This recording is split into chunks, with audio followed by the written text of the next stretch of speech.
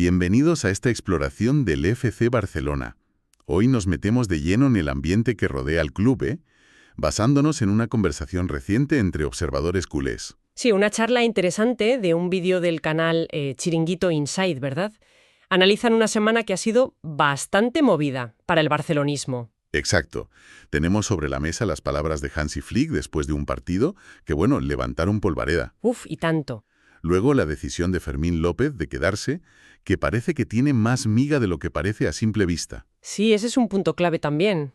También el rendimiento del equipo comparado con el año pasado y, esas tensiones que parece que flotan en Can Barça. Un poco de todo, sí. Nuestro objetivo hoy, sacar las claves de esa charla. ¿Qué hay realmente detrás del mensaje de Flick? ¿Qué quiso decir? Eso es. ¿Y qué significa la apuesta de Fermín por el club más allá de lo deportivo? Y sobre todo, ¿qué revela todo esto sobre los desafíos del Barça en este inicio de temporada? Venga, vamos a ello. Empezando por el lío mediático que se montó con Flick. Vale. ¿Sí? Porque tras el empate contra el Rayo Vallecano, Flick soltó algunas frases que dieron mucho que hablar. Sí, lo recuerdo. Cosas como que los egos matan al éxito o, comparando con el año pasado, que ahora jugamos como un equipo, pidiendo compromiso. Y lo curioso es que lo hizo al hilo de una pregunta sobre Fermín, ¿no? Justo. ¿Fue una indirecta muy directo o crees que se sacó de contexto? A ver, esa es la gran pregunta que sobrevuela la conversación que estamos analizando. Una de las voces, identificada como Gaspard, insiste mucho en que Flick, hablando en su idioma, no usó exactamente la palabra ego. Ah, mira. Aunque la interpretación general, la que trascendió, fue esa. Pero vamos, más allá de la palabra exacta, lo interesante es conectar esas palabras con las sensaciones que dejó el partido contra el Rayo. Claro, porque no fue un gran partido. No lo fue. Y el análisis que hacen en la fuente apunta a datos, a métricas. El equipo presionó menos, robó menos balones, cometió menos faltas que en el arranque de la temporada anterior. O sea, menos intensidad. Exacto. Así que, usara o no la palabra ego, el mensaje de fondo de Flick parece clarísimo. Una llamada de atención para recuperar esa intensidad colectiva. Poner el sacrificio, la generosidad, por encima del lucimiento individual. Tiene sentido, sobre todo después de un empate donde, según comentan en la charla, el portero rival fue la figura clave, ¿no? El que evitó la victoria del Barça. Efectivamente. Si el portero es el héroe, algo no ha funcionado del todo bien en ataque o en la presión. Pero, ¿y las respuestas de los jugadores? Pedri diciendo, no sé a quién se refiere. Sí. O Lamine Yamal con un, no creo que tenga que ver con eso. ¿Son respuestas de manual para no meterse en líos o de verdad indican cierta distancia con el mensaje del míster? Pues probablemente un poco de ambas cosas, ¿no? De cara al público siempre van a ser prudentes, es lógico. Claro. Pero el análisis que se hace en la fuente sugiere algo interesante.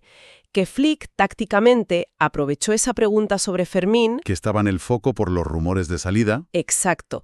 Para lanzar un mensaje que iba más allá de Fermín, un mensaje dirigido a todo el grupo. Era como decir, oye, necesitamos remar todos juntos, especialmente tras un partido donde el colectivo no brilló como se esperaba. Vale, entiendo. Entonces, hablemos de Fermín, porque su caso es bastante central en toda esta historia. Sí, mucho. Su decisión de quedarse, rechazando supuestamente ofertas con más dinero, se presenta en la conversación como un ejemplo, casi una lección de barcelonismo. Así lo califican, sí. Incluso se recuerda el caso histórico de Luis Suárez Miramontes, como una de las pocas veces que el club vendió una estrella por pura necesidad económica, hace muchísimos años. Parece un gesto muy valorado por el entorno culé. Sin duda, y se celebra como tal, en la fuente. Pero aquí es donde la conversación que analizamos introduce un matiz, digamos, incómodo y revelador sobre posibles dinámicas internas. ¿A qué te refieres? Pues que se plantea abiertamente si todo el club estaba remando en la misma dirección respecto a Fermín. O sea, si todos querían que se quedara sí o sí. Ah, interesante. Si sugiere que había sectores que preferían venderlo. Se sugiere que pudo haber sectores quizás más enfocados en la gestión económica que veían con buenos ojos una posible entrada de dinero por él. Se recuerda que el propio presidente Laporta había hablado de la posibilidad de salidas dolorosas. Uf, claro. Ahí es donde la cosa se pone interesante. Podría ser que el mensaje de Flick sobre el colectivo y las distracciones Sí. no fuera solo para los jugadores en el vestuario, sino también una señal hacia otros estamentos del club. O del entorno, que pudieran estar más pendientes de los números que del proyecto deportivo. Exacto. Esa es una de las lecturas que se desprenden del análisis. Se sugiere que la figura de Fermín, un jugador que dice públicamente que quiere quedarse y que al parecer el entrenador valora, Sí. Podría haber estado en medio de esa tensión entre lo deportivo y lo económico. Incluso, fíjate, se llega a cuestionar en la fuente la existencia real de esas ofertas millonarias por él. o sea que quizás no eran tan firmes. O no existieron tal cual se contaron, añadiendo más capas a la narrativa. Se insiste, eso sí, y creo que es justo, en que el agradecimiento principal debe ir al jugador por su compromiso claro y público. Desde luego. Pero la situación de Fermín, tal como se analiza, destapa esa posible fractura interna. La visión del aficionado y, presumiblemente, del técnico, frente a las presiones económicas que siempre existen en un club como el Barça. Esta tensión interna que se sugiere alrededor de Fermín, ¿no podría ser un reflejo de una ansiedad más general sobre la dirección del equipo? Porque esto nos lleva directamente a hablar del rendimiento en el campo y de las expectativas. Totalmente conectado, sí.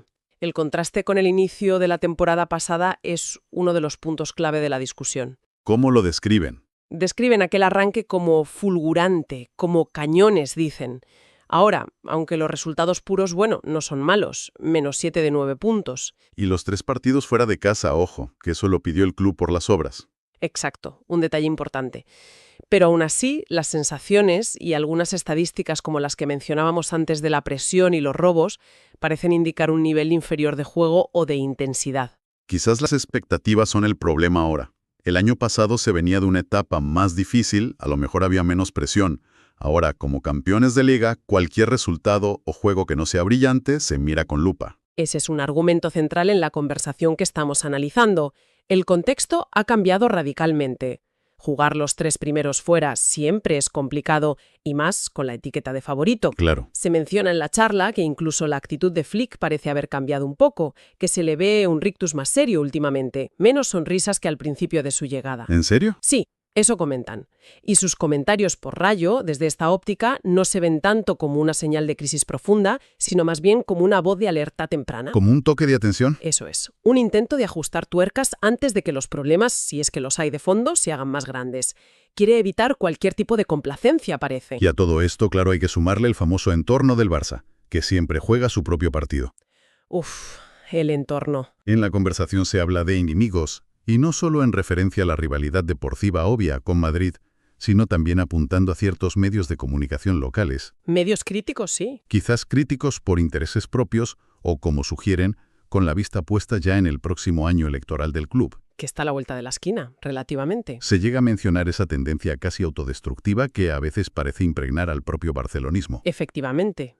Y en ese caldo de cultivo, unas declaraciones de un entrenador, especialmente si se pueden interpretar de forma polémica, como ocurrió con la palabra ego, pues son munición fácil. Claro, le das alas a la crítica. Totalmente. Los comentaristas en la fuente expresan preocupación por cómo esto puede ser instrumentalizado, hablan de posibles filtraciones interesadas desde dentro del propio club. Desde dentro, vaya. Sí. Y de cómo algunos medios ya empiezan a especular sobre la continuidad de Flick, algo que consideran totalmente prematuro y desestabilizador. Hombre, es muy pronto para eso, ¿no? Pues sí, se percibe una clara tensión en esa charla entre quienes ven señales preocupantes que Flick parece estar señalando y quienes, como la voz de Gaspar, piden calma, unidad y no magnificar los problemas tan pronto. Entiendo esa tensión. Volviendo un momento al concepto de ego que tanto dio que hablar, me parece interesante cómo una de las voces en la fuente, creo que mencionaste a Gaspar, Sí, él. le da la vuelta al argumento. Defiende que el ego, entendido como ambición y confianza en uno mismo, no solo no es malo, sino que es necesario para triunfar en la élite. Exacto. Que el problema no es el ego en sí, sino la mala gestión del ego. Me parece un punto interesante. Muy interesante.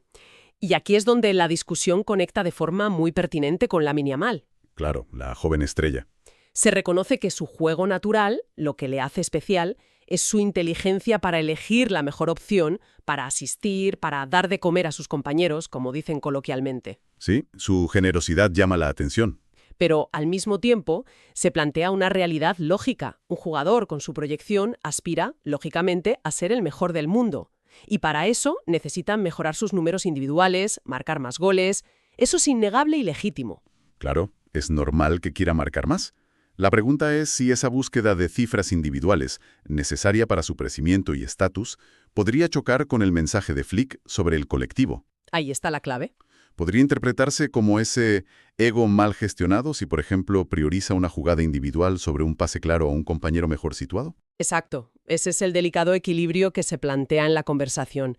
No se le etiqueta como un problema de ego negativo, en Lamine, para nada, sino como un desafío natural en la evolución de un talento generacional como él. Un reto de madurez, digamos. Eso es. Flick necesita que Lamine siga siendo diferencial, que desequilibre partidos, pero sin perder esa visión colectiva y esa generosidad que le caracterizan. De hecho, se interpreta que el gesto de Flick de alabar públicamente al portero del Rayo tras el empate, Sí, lo mencionaste antes. reconociendo el mérito del rival, también forma parte de ese mensaje global, valorar el esfuerzo de todos, no solo de quien marca o brilla individualmente. Es un desafío de gestión para el entrenador y de madurez, como decías, para el joven jugador. Se confía en que encontrarán la fórmula, pero se admite que es un aspecto clave a seguir. Entendido. O sea, no se trata de demonizar la ambición individual, que es necesaria, sino de encajarla bien en el engranaje colectivo, un reto constante en un equipo lleno de estrellas, supongo. Precisamente. La idea que subyace en la fuente es que el éxito sostenido llega cuando el grupo está por encima de las individualidades, y ese parece ser el mantra que Flick quiere inculcar desde el principio de su etapa. Vale. Y para ir cerrando un poco los temas que se tocaron, mencionaron también brevemente el tema del estadio, ¿no? Sí, salió. Las dificultades de jugar fuera mientras el Camp Nou está en obras y la polémica que surgió al comparar la situación con las condiciones del estadio de Vallecas. Sí, aunque fue un apunte más secundario en la conversación general, se usó para ilustrar dos cosas, principalmente. ¿Cuáles? Por un lado, las dificultades objetivas añadidas que tiene el equipo esta temporada al no poder jugar en casa. Eso es evidente. Y por otro, para lanzar una crítica sobre lo que algunos perciben como una falta de coherencia en los criterios sobre dónde se puede jugar y dónde no. Ah, por las críticas que recibió Vallecas. Exacto.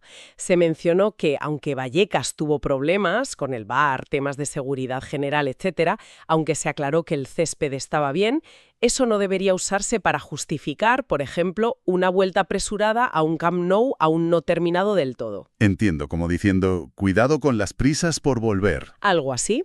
Es un factor más en ese complejo inicio de temporada que añade ruido y presión externa al equipo y al club. Bien, pues hagamos un pequeño balance de todo lo que hemos comentado. La charla de estos observadores culés nos deja un panorama con varias capas de tensión, ¿no? Sí, se palpa cierta tensión. Está el mensaje de Flick sobre la unidad y cómo la palabra ego, o su interpretación, encendió un debate que va más allá de la semántica. Un debate necesario, quizás. Puede ser. Luego está el caso Fermín, que se presenta como un símbolo de lealtad, pero que, a la vez, destapa posibles fricciones entre la parcela deportiva y la económica dentro del club. Esa dualidad, sí. Y todo ello envuelto en la presión de unas expectativas que son muy altas este año y un entorno mediático y preelectoral que, analiza cada detalle con lupa. Así es. La sensación general que transmite la fuente es que, aunque las palabras de Flick generaron controversia, probablemente funcionaron como ese toque de atención temprano que él buscaba. ¿Qué era su intención? Posiblemente. Hay margen para corregir y mejorar. La temporada acaba de empezar. El reto parece doble. Por un lado, recuperar la solidez y la brillantez colectiva en el campo, quizás volviendo a esos niveles de intensidad de la temporada pasada que comentábamos. Encontrar ese punto. Y por otro, pues navegar las aguas siempre turbulentas del entorno barcelonista, con sus presiones mediáticas, económicas y ahora también políticas preelectorales. Existe confianza en la plantilla y en el técnico, eso se nota en la charla, pero también un reconocimiento de que hay señales que invitan a la reflexión y sobre todo a la acción. Y nos deja una reflexión final interesante, creo. Si, como se argumenta en la fuente, un cierto nivel de ambición individual, de ego bien entendido, es crucial para triunfar al máximo nivel. Que lo es. Pero su mala gestión puede ser destructiva. ¿Cómo encuentra un club como el Barça ese punto exacto de equilibrio? Todo su potencial individual, pero sin romper la armonía del grupo. Y todo esto en un contexto tan delicado como un año preelectoral donde cada gesto se mide al milímetro. Complejo. ¿Cómo se conjuga ese brillo individual que te puede llevar a la gloria con la cohesión de equipo, que es indispensable para mantenerse en ella? Ahí puede estar una de las claves no solo de este inicio, sino de toda la temporada para el Barça. Sin duda, una de las grandes claves a observar.